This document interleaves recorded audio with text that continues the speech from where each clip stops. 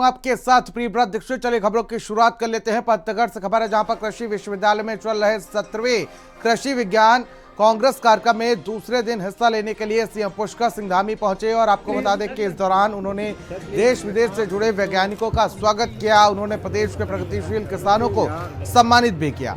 और इस दौरान उन्होंने कहा कि केंद्र की सरकार की तरह उत्तराखंड सरकार भी किसानों के लिए बहुत प्रयास कर रही है। उनके उत्थान के लिए लगातार प्रयास किए जा रहे हैं। प्रधानमंत्री आदरणीय मोदी जी के नेतृत्व में देश के अंदर कृषि के क्षेत्र में नए नए शोध, अनुसंधान, नवाचार हो रहा है। अन्नदाताओं को प्रोत्साहित करने के लिए अनेक प्रशिक्षण के कार्यक्रम चलाए जा रहे हैं।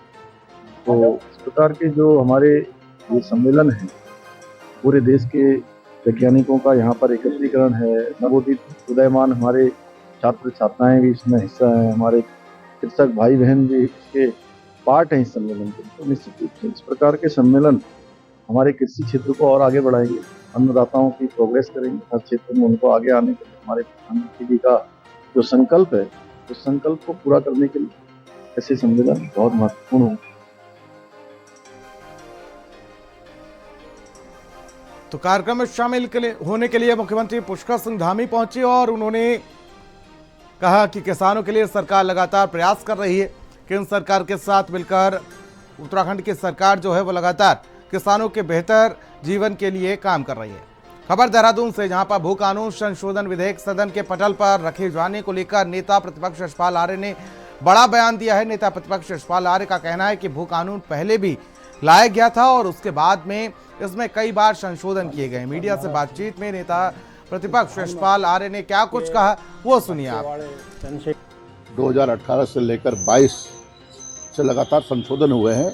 उन संशोधनों को वापस करें और एक श्वेत पत्र जारी करे राज्य सरकार कि हम पूछना चाहते हैं कि क्या कितनी जमीनें किनको दी गई, कितनी जमीनें खुर्द-बुर्द दी गई, कितनी जमीनें व्यवसायिक घरानों को दी गई। नियमों को ताक पर रखकर उसकी सूचीबद्ध करके जनता के सामने पेश करें और कितनी जमीनों पर जिस मकसद के लिए, जिस उद्देश्य से भूमि दी गई, क्या उसमें वो उद्देश्य राज्य सरकार पूरा करे। वो वहाँ के व्यवसायी, यहाँ के इन भूमियों पर व्यवसायिक घराने या जिनको ज़मीन दी गई, क्या वो ज़मीन पर धरातल पर दिखाई दे रहे हैं। ये सवाल हम पूछेंगे आज सरकार से। और खबर अल्मोड़ा से है, जहां पर आपको बता दें पूर्व विधानसभा अध्यक्ष गोविंद सिंह कुंजवाल ने भू कानून और स्थायी राजधानी को लेकर सरकार पर निशाना साधा। प्रेस वार्ता कर पूर्व स्पीकर गोविंद सिंह कुंजवाल ने कहा कि कांग्रेस गैरसैंण को राजधानी बनाने के पक्ष में है।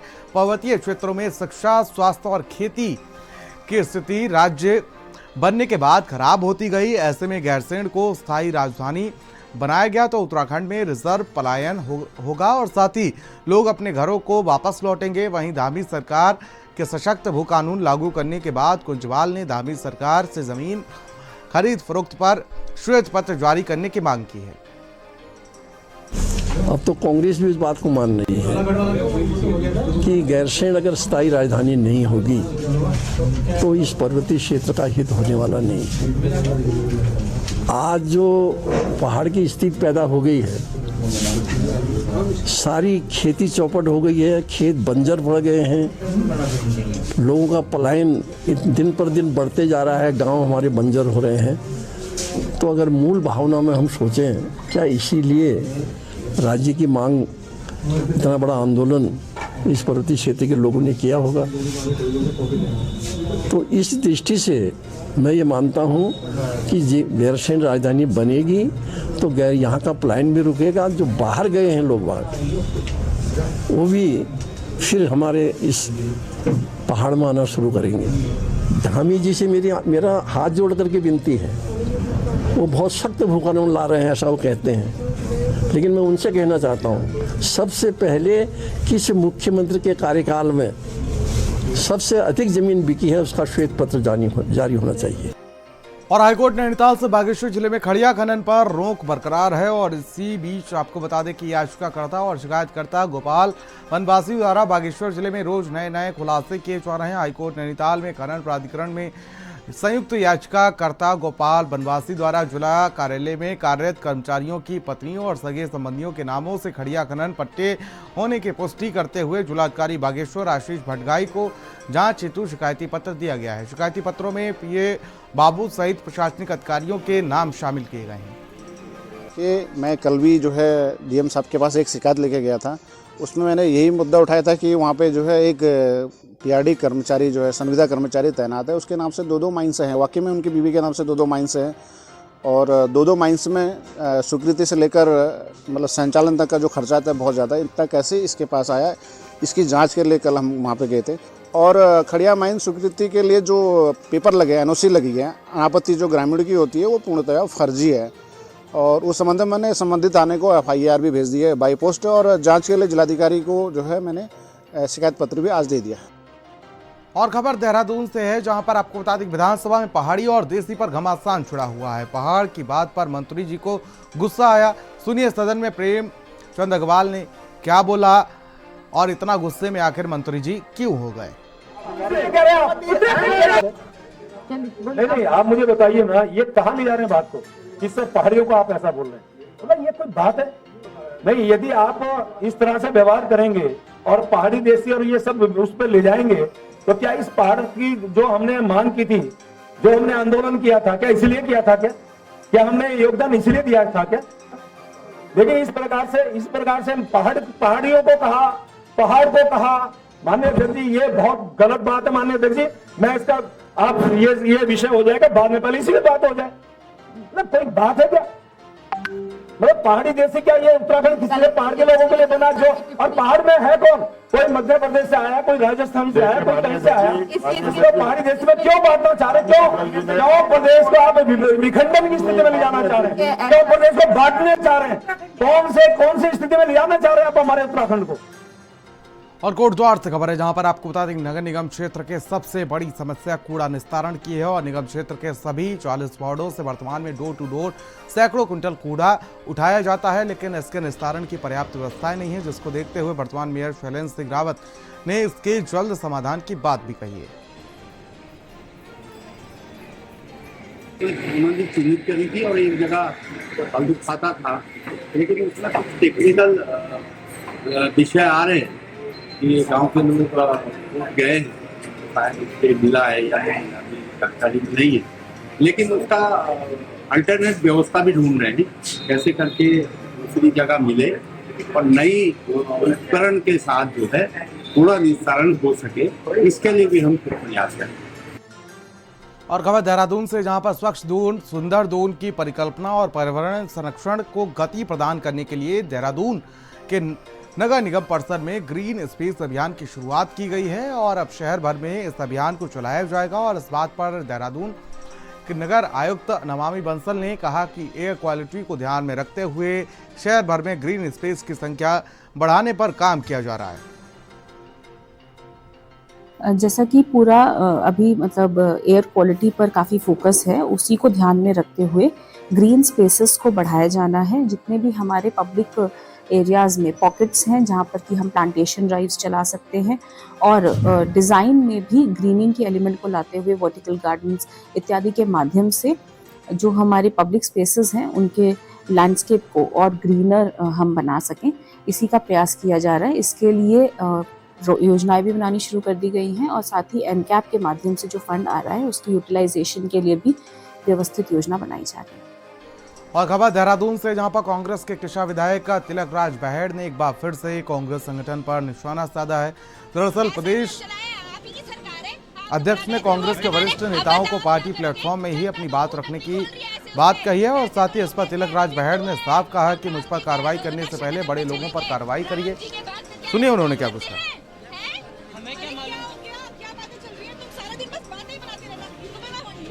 तो बड़े नेताओं में तो मैं अकेला थोड़ी हूँ, बहुत लोग हैं, खुद भी तो बोल देते हैं। वो जब शैलजा जी के बारे में बोला नहीं था उन्होंने, तो हमसे क्या उम्मीद करते? जब बड़े तो हमसे बड़े वालों के साथ पहले निपटे ना, जो हमसे बड़े बड़े पिछले 10 जब से राज्य बना लोग वो एक दूसरे के खिलाफ बोलते हैं, पी के कोसते हैं एक दूसरे को। तो मैं तो बहुत छोटा सा मछली हूँ, मेरे खिलाफ कुछ करना है तो वहाँ पर केंद्र वाले बैठे हैं विधायक के खिलाफ, अगर मैं कोई गलत हूँगा तो मुझसे पूछा जाएगा। अभी तक तो मुझसे किसी ने पूछा नहीं। लेकिन आपके खिलाफ संगठन के लोग ही पीसीआर कर रहे हैं। कर रहे हैं तो मैं जवाब दे रहा हूँ ना, मुझे क्या डर है, मैं डरने वाला आदमी नहीं यार मैं। और खबर देहरादून से, जहां पर आज से प्रदेश में 10वीं और 12वीं के उत्तराखंड बोर्ड परीक्षा की शुरुआत हो चुकी है। शिक्षा मंत्री धन सिंह रावत ने सभी परीक्षार्थियों को शुभकामनाएं दी हैं। साथ ही शिक्षा मंत्री ने बताया कि इस वर्ष परीक्षा का रिजल्ट 20 अप्रैल को जारी कर दिया जाएगा। वहीं ब्लॉक स्तर से 5 से 10 टॉपर छात्र छात्राओं को शैक्षणिक भ्रमण के लिए देश के कई क्षेत्रों में ले जाने के कार्य पर भी राज्य सरकार द्वारा किया जा रहा है। देखिए, सबसे पहले तो मैं अपने जो हाई स्कूल और इंटरमीडिएट के जो आज छात्र छात्र हैं बोर्ड परीक्षा में प्रतिभाग कर रहे हैं, सरकार की ओर से और शिक्षा विभाग की ओर से उनको शुभकामनाएं देना चाहता हूं कि आज से बोर्ड की परीक्षाएं शुरू हो गई हैं और सरकार ने एक शैक्षिक कैलेंडर घोषित किया है कि आज से पेपर होने के बाद इस साल हम 20 अप्रैल को बोर्ड परीक्षाओं का रिजल्ट घोषित कर दिया। हरिद्वार से बड़ी खबर, जहां पर आज से शुरू होगी 10वीं और 12वीं की बोर्ड परीक्षाएं, जहां पर 21 फरवरी से 11 मार्च तक आज बोर्ड परीक्षाएं आज शुरू हो चुकी हैं और हाई स्कूल और इंटरमीडिएट की परीक्षाएं आज से शुरू हुई हैं। परीक्षा केंद्रों पर सीसीटीवी कैमरों से नजर रखी जा रही है और साथ ही आपको बता दें कि नकल करने पर परीक्षार्थी के खिलाफ कार्रवाई की जाएगी। परीक्षा केंद्रों के 300 मीटर दायरे में धारा 144 लागू की गई है।